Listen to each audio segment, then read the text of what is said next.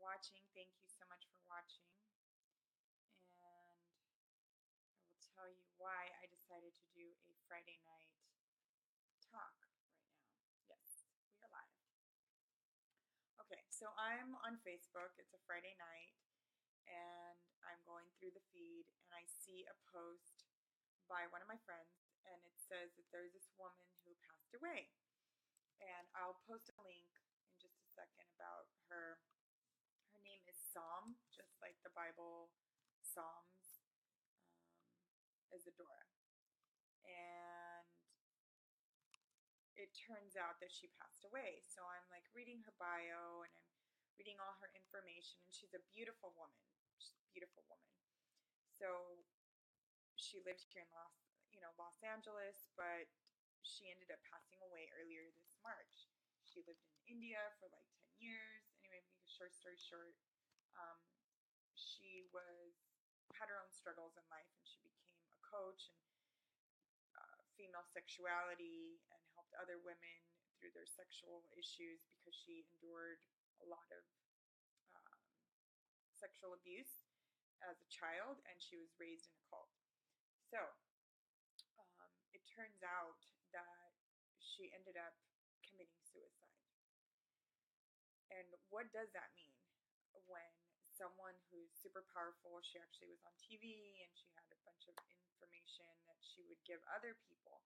So what do you do when you're someone who is kind of like on the scene? So it's kind of like if I were to promote all the time that I'm like super positive and that I don't let things get me down and I'm super grateful all the time, and then I ended up doing something like that, like just being a hypocrite, or not I don't want to say being a hypocrite, but just being um, taking action that isn't in alignment with everything, like not practice what I preach, basically. And so I want to talk about suicide for a few minutes because um, having had suicidal thoughts, it's something that resonates with home. And I've seen a lot of people in the last few months post a lot of just something on their Facebook about suicide prevention, like reach out for help. And it's not something that, I mean, I don't know anybody that talks about it, just like a typical conversation. Hey, girl, I had this, feeling of, I wanted to commit suicide. I mean, nobody's ever had that conversation with me. Where they're not attempting it, but they're like, it ran through my mind. And I don't know if it's just because they don't want to tell me because it's something that's never came to their mind, or they're just ashamed, or they don't want to admit to it. I don't know. I'm not judging anyone. But I will say, being 37 years old, well, 36, almost 37, my birthday this month, um, it's something that if it ever crosses your mind at any point in your life, like, hey, I want to end my life. Um, and I don't know, I can't say for anyone who's attempted suicide, because I've never attempted suicide, but having had the thoughts of how would I commit suicide to the point of where it's logical in my mind, like, oh, if this happens and if that happens, and kind of had to brainstorm about it, I can tell you about that because that's what I have information on and that's my personal experience. And so when I was younger, um, and I had these thoughts, yeah, I would be like, how could I do this without hurting myself, like actually cutting myself or feeling any pain and making sure that it worked. And it's just really depressing. It was obviously it's depressing. Like, who talks about that? Nobody really. And so at the end of the day, in your life, many days in your life, even when you're positive, even when I've been positive, I'll talk about me because I'm opening up the conversation, right? So let's talk. I'm not saying if you felt like this or not, but if you know someone like this, I'm kind of giving you the background because maybe you know someone that's passed away and has committed suicide. Maybe you will end up having someone that's committed suicide in your life. I know I have. Um, I knew someone that committed suicide, having just spent hours with that person right, before they passed away, and having no clue that they were going to do that. So what? Okay, so backtrack, just sidebars here. Having had that thought, it's when life continues going and life continues going, and in my path, I do affirmations. I do my best to stay positive. I'm grateful. I've journaled. I mean, I've done so much work on myself, right? I mean, I've studied under so many big healers and authors and coaches like Louise Hay and Doreen Virtue, and I read Dr. Wayne Dyer and Sonia Choquette and Hay House authors and Dr. DeMartini and self-help and um, transformational leadership workshops and becoming certified. I mean, I've done it. I've done so many workshops and I've done so much work on myself on all aspects of my life, spiritual and love life and money, financial, with family, friends, personal, obviously self-love. And knowing that I needed more self-love, knowing that I didn't love myself, knowing that I did not feel comfortable in my own skin, knowing that I didn't like who I was. And I didn't like how I was when I got angry or who I turned out to be or, just not happy with myself. So I started doing all these workshops and I love to learn. I'm such a nerd. And I realized that after doing so much work that I don't like who I was as a negative person. That's why I continue saying affirmations. It's kind of like exercise. There's like mental and spiritual exercises that I do and I continue to do because I know what kind of person I am when I don't like my life, when I'm too angry, when I'm only angry, when I take it out on people, it's not their fault, when I can't be mad at anyone but myself, and I'm the only one that can control my outcome and my future. And so if I don't make changes, then what happens? And so it's like this constant mental game. I'm very brainy in my head all the time. And that's why I like to stay quiet sometimes. But having had these thoughts of suicide or how could this happen? How can I make it happen? They never go away. They don't go away. Okay, so no matter how optimistic I am, I'm not saying that I'm suicidal right now or anything like that. Please don't be worried. But what I'm trying to say is no matter what, when life does get shitty, because it can get shitty, right?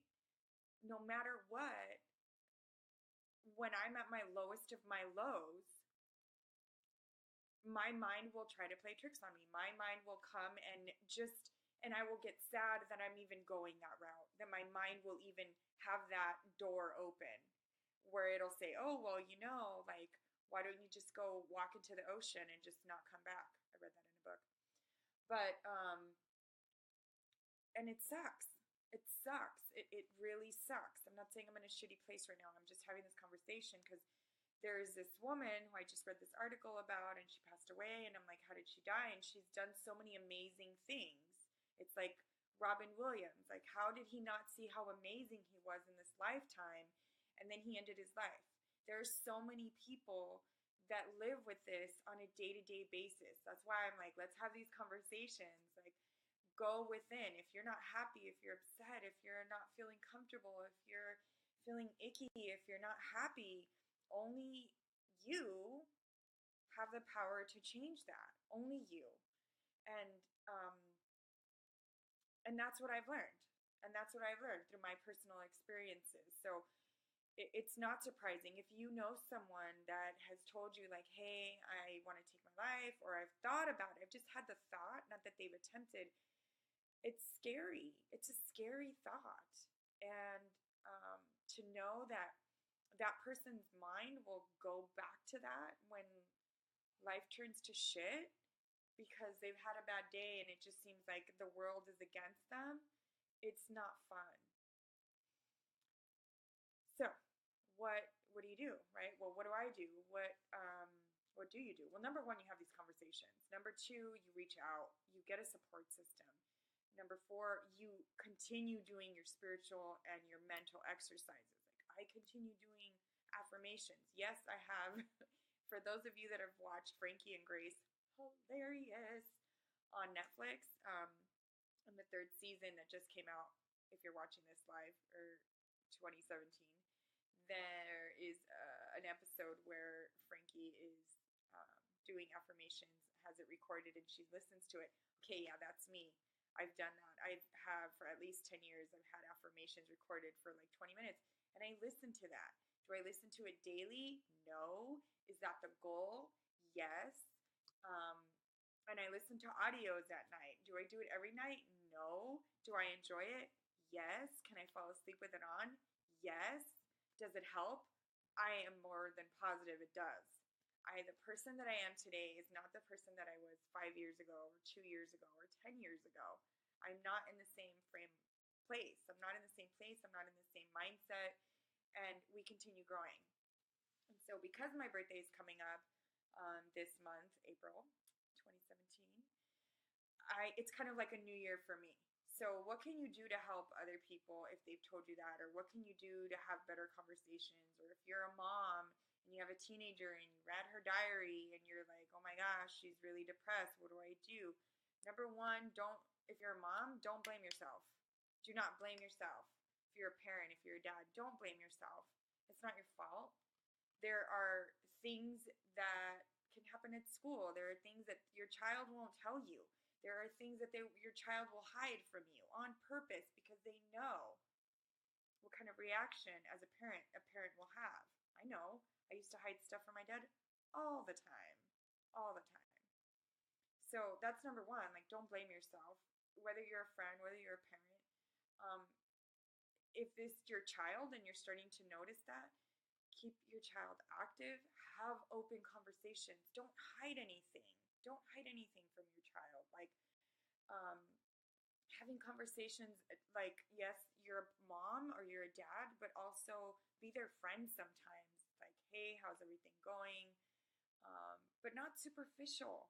Be open about stuff that happened to you. Spend time. Like, make time for people. Find out their love language. There's a book, it's called The 5 Love Languages, and it comes in actually many different series. There's for teenagers, there's for parents, for couples, I think those are the 3 that I know about for sure. Find out your love language. Find out your child's love language. Find out your friend's love language. I know my love language. It's quality time. And if you know me, which you probably do if you're in my Facebook group, you might know me personally. If not, then let's get to know each other. Then part of it is, okay, I lost my train of thought. So personally, you'll know, like, I love to spend quality time. I'd rather spend time with you one-on-one or in a small group than like at a big party. I love spending time. When I go visit my mom in Colorado, I just like to spend time with her. I will sit down, even though she works from home, and I'll just work with her, next to her, and just that physical time, being next to somebody. It doesn't mean there's physical touch, there's quality time, there is words of affirmation, like, hey girl, I just wanted to tell you thank you so much for spending that time with me. I know it means a lot to me, and I know you went out of your way to take time out for your schedule, out of work, for your phone call, away from your family. You know what? I really appreciate it. That's a words of affirmation. And then there's also physical touch. I'm missing, I think, 1 or 2. Anyway, read the book. They're super awesome. 5lovelanguages.com. And find out. Just really reach out to people. Like, connection, especially nowadays with everybody just like on their phones. There's like no more reaching out. And I think that that's why people feel so isolated, even though they might play this fake, what do they call it? Fake book, right? They're just, everything is perfect, and everything's not always perfect with me. And I would be lying to you if I sat here and I said that it is. So I am just being real and I'm super raw, like no makeup, no, and I don't care, like no big deal. Um, but it's important that we have these conversations with people because we care. We really, I care. And so I'm reading, yay, hi Amanda. Very true. They want us to be happy just as much as we do them. That's why it's so important to share with them too. Yes. Um, it's just, it's important to reach out. So these conversations about suicide, nobody has them. I'm not saying go and make a conversation about it, but have conversations. Reach out to people. Let them know that you love them. Let them know that you care. Whether it's a girlfriend you haven't talked to in a while and you know that she's been struggling, or if you haven't heard from them. I saw another Facebook post recently that said, I hadn't heard from so and so in a while, and then I went on their Facebook, and it turns out that they passed away.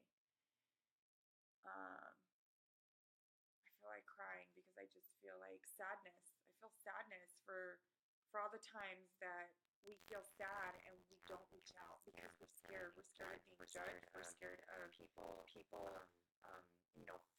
feeling like, oh, well, I'm always positive. Well, what are they going to say if, oh, I have a breakdown or I have a meltdown, or I don't know what I'm doing, or I'm supposed to be a coach, but this is happening, or I'm supposed to have everything, like I have a relationship, I have a family, I have this, but I'm not happy. Like, people that love you will understand that nobody's perfect. Nobody is perfect. And I am not the person to sit up here and say, oh my God, my life is perfect, because it's not. But I am grateful every day. I'm grateful today. I went, I'll post some pictures later. I went to the beach today with my abuelita, who is visiting right now, and we exercised. I went up and down the stairs, and she was like, she actually went down too one time, and my thighs were like burning on the fourth trip up of the stairs. And I thought, you know what? Thank you, God, that I have my legs and I have this feeling right now, because there are some people out there that don't have legs or that are paralyzed or whatnot. Like, I'm so grateful. When I'm cold, I'm like, thank you, God, that I can feel the breeze and I can go and run and get a sweater or a jacket, or I can get into my car. I can go, today I was talking to my best friend, and she was like, even though her life isn't perfect, because nobody's is, she's like, I'm so grateful. It's so cold and so windy here. So grateful that I have a home that can keep me safe and warm. So what are you grateful for? How can you change your shitty moments into your positive moments? So I wanted to reach out and say, even masters, even people who we think portray this like image, whether it's Oprah, whether it's Deepak Chopra, whether it's Robin Williams, whether it's, whoever, Gabrielle Bernstein, or me, or my mom, anybody, like anybody that you put up on a pedestal, don't put people up on a pedestal. You can admire some qualities about them, but notice them inside you as well, because we all have every single freaking trait. We're all loving, we're all stingy, we're all greedy, we're all loving, we're all caring. We all have every single trait. Just sometimes we focus more on the negative than on the positive, or more on the positive than the negative sometimes. And so every master was once a disaster. And just because they're a master now, that means they've mastered some things in their life, not everything in their life. So I choose to be a master of my life. And on the way there, if I ever get there, which I might not, I'm going to have disasters, and it's okay. It is totally okay. My mom's watching. Hi, Mama. I love you. Um, every master is once a disaster. And so just remember that. Don't think that people can just talk about stuff without having gone through it. And if they do, they probably know someone that's gone through it. I mean, at least you hope for that much, right? Hopefully they're not being frauds. But yeah, so this is me being real, and this is me reaching out, having conversations with you, because I saw this post and I thought, you know what? There's no reason for anybody to judge anybody. We don't know what's going on in each other's brains, and so that's why communication is so important. Communicate. Hey, by the look on your face, I think you're mad at me. Did I do something? What can I do to make you feel better? What can I do to make us do better, depending on the situation? Speak up. Have a voice. I'm all about women's empowerment, and I am going to share anything that I think is going to help to empower. I know I don't post all the time, because I want to be real. So thank you for watching. I'm going to check to see if there's any more. Thanks, Amanda. Yes, it is an important lesson. Thank you for speaking up about this. Thank you for your comments.